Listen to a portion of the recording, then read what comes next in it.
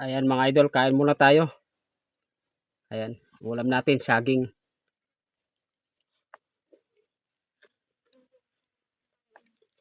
Tanghalian na po mga idol. Kain na po tayo.